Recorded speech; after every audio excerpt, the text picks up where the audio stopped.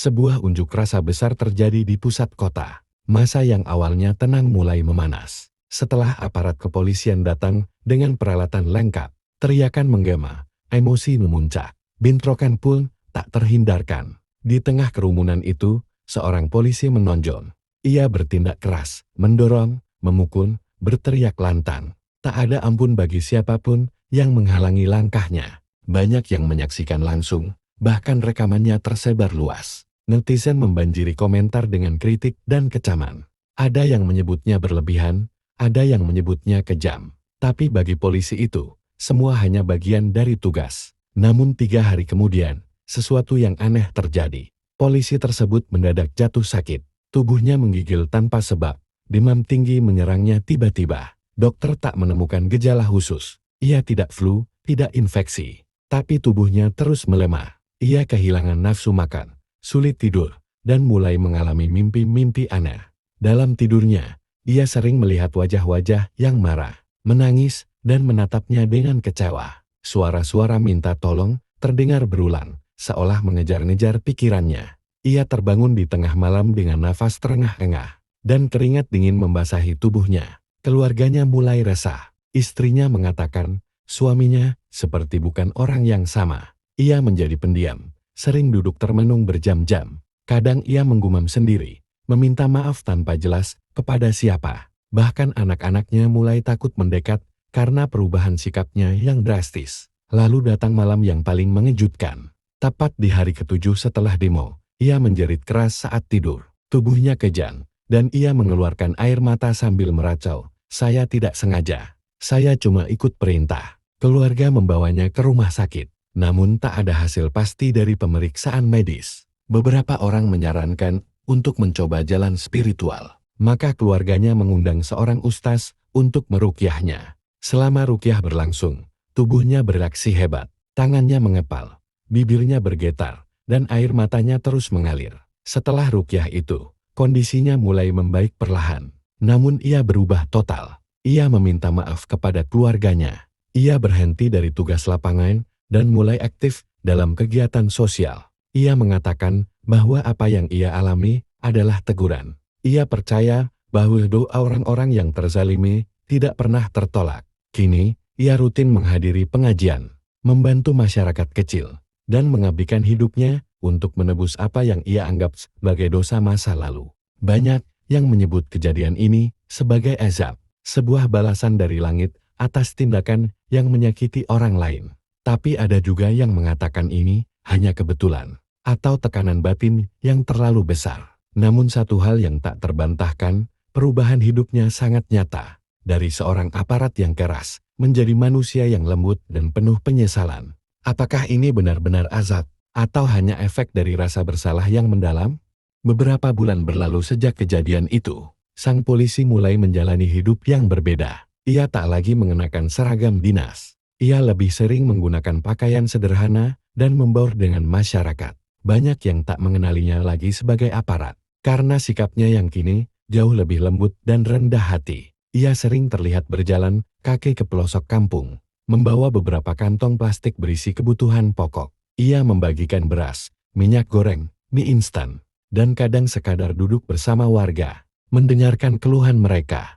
Ia tak bicara banyak, tapi dari raut wajahnya, tampak jelas bahwa ia ingin menebus sesuatu. Di lingkungan tempat tinggalnya, ia dikenal sebagai orang yang murah senyum. Padahal dulu, banyak yang enggan menyapa karena sikapnya yang kaku dan keras. Kini, anak-anak kecil tak lagi takut kepadanya. Ia bahkan mulai rutin membantu di masjid, mengangkat sajadah, membersihkan halaman, dan mengisi waktu dengan kegiatan sosial. Namun pada suatu malam, ia kembali merasakan kegelisahan yang sulit dijelaskan. Tidurnya tak nyenyak, pikirannya kalut, dan dadanya terasa sesak. Ia bermimpi melihat seorang perempuan tua duduk diam, menatapnya tanpa berkata apa-apa. Tatapan itu membuatnya terbangun dengan rasa bersalah yang begitu besar. Keesokan harinya, ia mencoba mengingat kembali apa yang terjadi saat demonstrasi dulu. Ia teringat, ada seorang nenek tua yang sempat terjatuh ketika massa mulai panik dan aparat maju membubarkan kerumunan.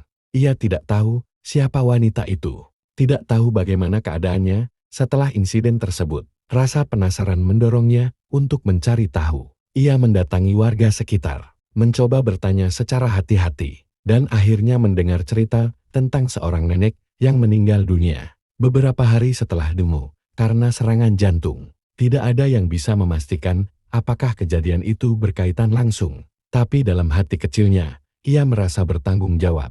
Ia kembali ke rumah dengan perasaan hampa. Sepanjang malam ia duduk di kamarnya, menuliskan surat yang tidak pernah ia kirimkan. Dalam surat itu, ia mencurahkan perasaan bersalahnya, penyesalan yang tak pernah bisa ia sampaikan secara langsung, dan harapan agar keluarga sang nenek bisa memaafkannya meski tak pernah mengenalnya. Hari-hari setelah itu, ia menjalani hidup dalam diam. Ia tidak lagi mencari pembenaran.